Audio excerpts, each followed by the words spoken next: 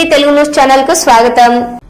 జగ్గంపేట మండలం మల్లిశాల గ్రామంలో యువత బాగా చదువుకొని వృద్ధిలోనికి రావాలని, డ్రగ్స్ వద్దు బ్రో అని వారితో విద్యార్థులు సత్ప్రవర్తన కలిగి ఉండాలని, ఎటువంటి చెడు అలవాట్లకు లోను కాకుండా చదువు మీద దృష్టి సారించాలని వారికి కౌన్సిలింగ్ ఇచ్చిన జగ్గంపేట సిఐ వైఆర్కే మరియు జగ్గంపేట ఎస్ఐ రఘునందన్ రావు మరియు సిబ్బంది.